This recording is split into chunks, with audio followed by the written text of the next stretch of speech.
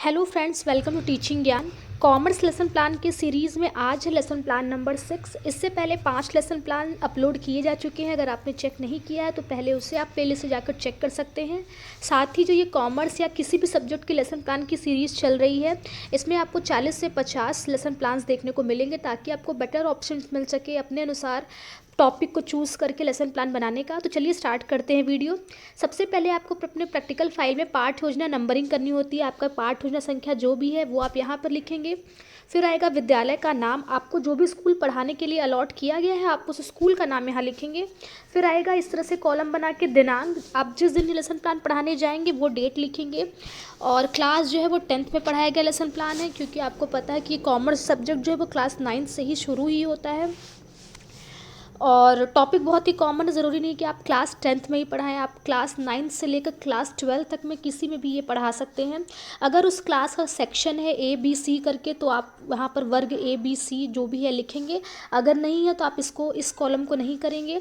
फिर आएगा चक्र, आपका कॉमर्स का जो पीरियड है उस क्लास में जिस नंबर पर आ रहा है, पहली, दूसरी, तीसरी, चौथी, तो वो लिखेंगे। कालांश में उस स्कूल में 1 घंटे का टाइमिंग जितने मिनट का है वो लिखेंगे। और विषय आपका वाणिज्य ही हो जाएगा।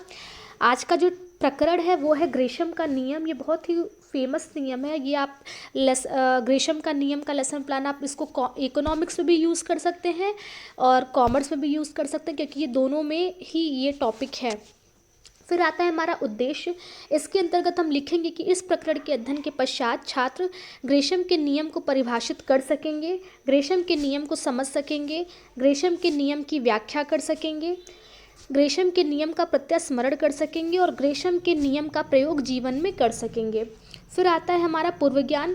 कोई भी जो लेसन प्लान आप पढ़ाते हैं उसके बारे में थोड़ा बहुत नॉलेज बच्चों को पहले ही रहता है, वही हमारा पूर्व ज्ञान होता है। इसमें हम लिखेंगे कि छात्र नए व पुरानी मुद्रा शब्दों से परिचित हैं। फिर आता है हमारा सहायक सामग्री। इस लेसन प्लान को पढ़ाने के लिए जो एक्स्ट्रा चीज़ें ले जाते हैं जिससे बच्चों को आसानी से लेसन प्लान समझ में आ जाए, वही हमारा सहायक सामग्री होता है। तो ग्रेशम का नियम पढ़ाने के लिए हमें पुराने और नए नोट या फिर पुरानी और नई किताब, 2 चीज़ें लेकर जानी पड़ेंगी।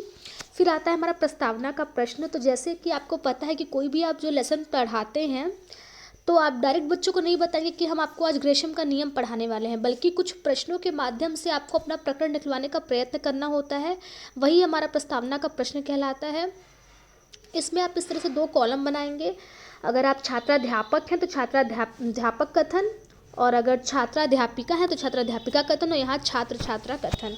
पहला प्रश्न हम करेंगे तो इसमें हम पहले एक किताब को दिखाते हुए, ठीक है, एक हम किताब बच्चों को दिखाएंगे और पूछेंगे नई और पुरानी किताब में से आप कौन सी किताब लेना पसंद करेंगे। तो आप बेसिकली 2 किताब लेकर जाएंगे, एक बिल्कुल नई किताब होगी और एक फटी पुरानी किताब होगी, और दोनों को बच्चों को शो करेंगे, दिखाएंगे और पूछेंगे कि नई और पुरानी किताब में से आप कौन सी किताब लेना पसंद करेंगे। बच्चे आंसर करेंगे ऑब्वियसली नई किताब।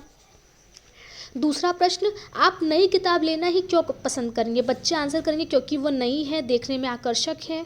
तीसरा प्रश्न, पुराने फटे हुए नोट और नए फटे हुए नोट में आप किसका संचय करेंगे। तो आप जो नया नोट और एक पुराना नोट लेकर गए उसे फिर से दिखाएंगे बच्चों को, और उसमें से पूछेंगे कि आप नए नोट और पुराने नोट में से किसको लेना पसंद करेंगे, किसका संचय करना पसंद करेंगे। तो बच्चे आंसर करेंगे नए नोट। फिर आएगा हमारा अगला क्वेश्चन, मुद्रा के चलन और संचय के संबंध में ग्रेशम का नियम बताइए। तो ये प्रश्न हमारा समस्यात्मक हो जाएगा। इसके बाद आएगा उद्देश्य कथन। यहाँ पर हम बच्चों को बताएंगे कि आज हम ग्रेशम के नियम का अध्ययन करेंगे। फिर आता है हमारा शिक्षण बिंदु। तो यहाँ पर हमारा पहले एक हेडिंग डालेंगे आप प्रस्तुतिकरण का, यहाँ प्रस्तुतिकरण का हेडिंग डालेंगे। उसके बाद आप इस तरह से परफॉर्मर बनाएंगे, जिसमें पहला कॉलम आप ये ऑप्शनल है, क्रम संख्या का आप डालें चाहे न डालें। फिर आएगा शिक्षण बिंदु, छात्राध्यापिका या छात्राध्यापक कथन, छात्र छात्रा कथन और विधि। इसमें हम क्रम संख्या पहला शिक्षण बिंदु देखेंगे, ऐतिहासिक पृष्ठभूमि।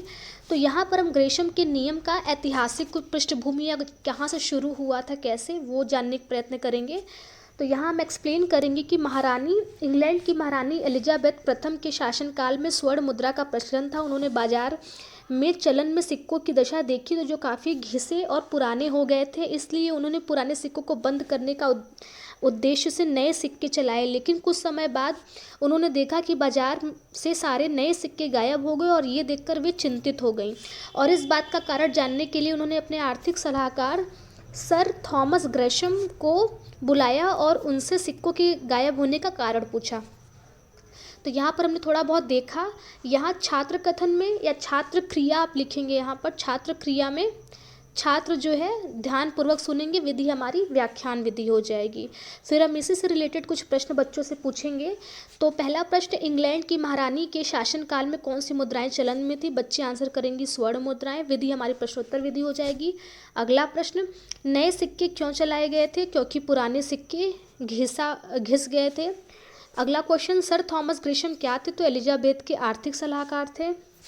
नेक्स्ट क्वेश्चन, एलिजाबेथ ने ग्रेशम को से क्या पूछा? तो सिक्के के गायब होने का कारण पूछा। और आखिरी क्वेश्चन, ग्रेशम का नियम क्या है? तो ये बच्चों को नहीं पता है, तो ये हमारे लिए समस्यात्मक बच्चों के लिए प्रश्न हो जाएगा और यही हमारा अगला टॉपिक होगा। तो टॉपिक क्रम संख्या 2 में ग्रेशम का नियम, यहाँ पर हम एक्सप्लेन करेंगे कि ग्रेशम महोदय ने एलिजाबेथ के आदेश के बाद ग्रेशम ने बाजार में शोध किया। बाद में सारी बातों पर गंभीरतापूर्वक विचार करने के बाद ग्रेशम ने महारानी को बताया कि लोगों की यह सामान्य प्रवृत्ति है कि वे लोग अच्छी चीज़ों को अपने पास रखना चाहते हैं और बुरी चीज़ों को हटाना चाहते हैं। यही नियम मुद्रा पर भी लागू होता है। लोग नई मुद्रा को अपने पास संचय करके रखना चाहते हैं और पुरानी मुद्रा को चलन में रखते हैं। यही कारण है कि नई मुद्रा चलन से गायब हो गई। ग्रेशम का जो मेन नियम था वो उन्होंने ये कहा था कि बुरी मुद्रा अच्छी मुद्रा को चलन से बाहर कर देती है। तो ये हमने एक्सप्लेन किया। अब हम इससे रिलेटेड कुछ प्रश्न देख लेते हैं जिसे हम विकासात्मक प्रश्न या बोध के प्रश्न कहते हैं। तो हम पहला प्रश्न देखेंगे कि ग्रेशम ने किसके आदेश के बाद बाजार का शोध किया? तो एलिजाबेथ प्रथम, विधि प्रश्नोत्तर विधि हो जाएगी। नेक्स्ट क्वेश्चन, लोग कौन सी मुद्राएं अपने पास संचय करके रखना चाहते हैं? तो अच्छी मुद्राएं। नेक्स्ट क्वेश्चन, ग्रेशम ने अपने नियम में क्या कहा? तो बुरी मुद्रा अच्छी मुद्रा को चलन से बाहर कर देती है। अच्छी मुद्रा बुरी मुद्रा क्या है? तो ये समस्यात्मक हो जाएगा क्योंकि अभी आपने बच्चों को नहीं बताया कि अच्छी मुद्रा क्या है, बुरी मुद्रा क्या है। यही हमारा अगले टॉपिक होगा जो है 3। तो अच्छी मुद्रा और यहाँ बुरी मुद्रा को हम समझेंगे। तो बुरी मुद्रा का अर्थ ऐसी मुद्रा से है जो अपनी जैसी मुद्रा की तुलना में तौल में कम हो, रंग व आकृति में गंदी हो, ठीक है, बुरी हो, घिसी पिटी कटी और कम शुद्ध हो। अच्छी मुद्रा से तात्पर्य ऐसी मुद्रा से जो पूर्णतः नई हो, जिसकी तौल और शुद्धता प्रमाणित हो। लोग अच्छी मुद्रा का संचय करना ज़्यादा पसंद करते हैं। पुराने नोट, फटे नोट और खुरदुरे सिक्के आदि बुरी मुद्रा का उदाहरण है। नए नोट देखने में आकर्षक होते हैं, लोग इन्हें अपने पास रखना चाहते हैं, ये अच्छी मुद्रा के उदाहरण हैं। लोग पहले बुरी मुद्रा खर्च करना चाहते हैं। तो यहाँ पर हमने इतना एक्सप्लेन किया। यहाँ छात्र क्रिया में छात्र ध्यानपूर्वक सुनेंगे, विधि हमारी वही व्याख्यान विधि हो जाएगी।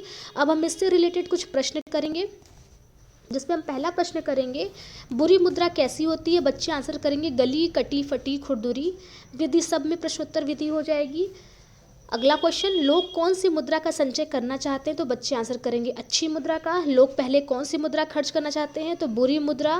ग्रेशम के नियम का कार्यक्षेत्र क्या है? तो ये हमारे लिए समस्यात्मक हो जाएगा और यही हमारा अगला टॉपिक हो जाएगा।